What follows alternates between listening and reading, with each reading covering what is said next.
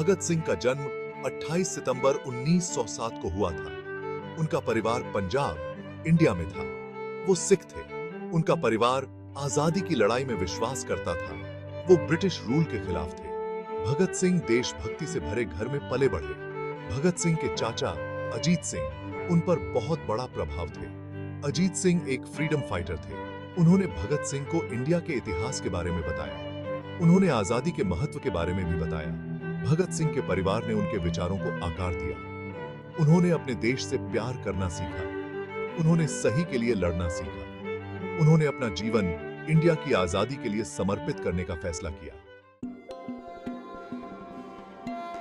भगत सिंह एक होशियार स्टूडेंट थे। उन्हें पढ़ना बहुत पसंद था। उन्होंने दुनिया भर के रेवोल्यूशनरीज के बारे में सीखा। वह उनके करेज से इंस्पायर हुए थे।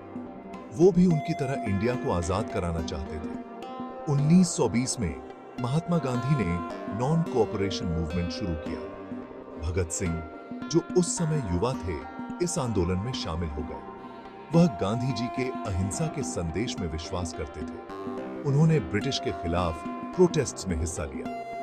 हालांकि भगत सिंह ने गांधी जी के तरीकों पर सवाल उठाना शुरू कर दिया। उन्हें लगा कि इंडिया को आजादी के लिए और एक्टिव फाइट की जरूरत है। उन्होंने आजादी पाने के लिए अलग अलग तरीकों के बारे में सोचना शुरू कर दिया। जलियांवाला बाग हत्याकांड 1919 में हुआ था। यह एक बहुत ही दुखद घटना थी जिसने भगत सिंह की जिंदगी बदल दी। ब्रिटिश ट्रूप्स ने निहत्थे भारतीयों पर गोलियां चलाईं। सैकड़ों लोग मारे गए। भगत सिंह इस मैसेकर से बहुत प्रभावित हुए। उन्होंने उस जगह का दौरा किया। उन्होंने गोलियों के निशान देखे।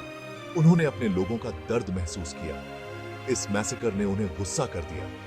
वह अब पीसफुल रेजिस्टेंस स्वीकार नहीं कर सकते थे। उन्हें लगा कि ब्रिटिश सिर्फ फोर्स समझते हैं।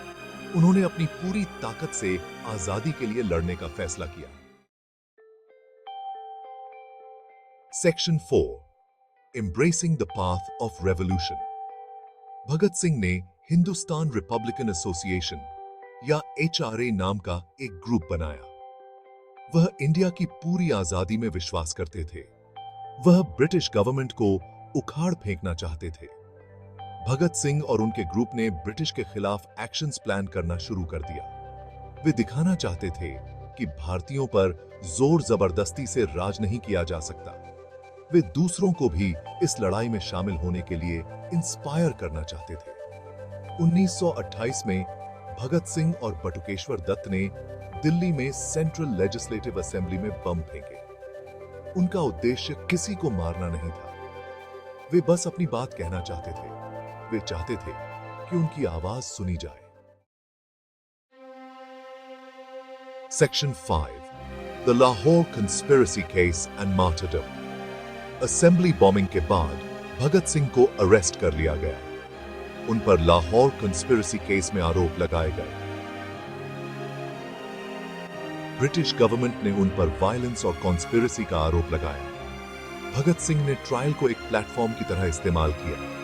उन्होंने ब्रिटिश रूल के खिलाफ बोला। उन्होंने पूरी आजादी की जरूरत के बारे में बताया। वह रेजिस्टेंस के प्रतीक बन गए।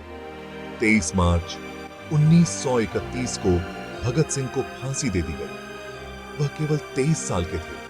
वह इंडिया की आजादी के लिए शहीद हो गए। उनकी मौत ने लाखों लोगों को ब्रिटिश रूल के खिलाफ लड़ाई में शामिल होने के लिए इंस्पायर किया। सेक्शन 6, भगत सिंह्स एंड्यूरिंग लेगेसी। भगत सिंह को एक महान फ्रीडम फाइटर के रूप में याद किया जाता है। वह इंडिया में एक नेशनल हीरो हैं। उनका करेज और सैक्रिफाइस आज भी लोगों को इंस्पायर करता है। भगत सिंह की विरासत करेज और देशभक्ति की है। उन्होंने दिखाया कि आजादी के लिए लड़ना जरूरी है। उन्होंने हमें अपनी बिलीफ्स के लिए खड़े होना सिखाया। उनका जीवन और मृत्यु इंडिया की आजादी की लड़ाई में एक टर्निंग पॉइंट था। उनका नाम इंडिया की आजादी की लड़ाई के इतिहास में हमेशा के लिए अमर हो जाएगा।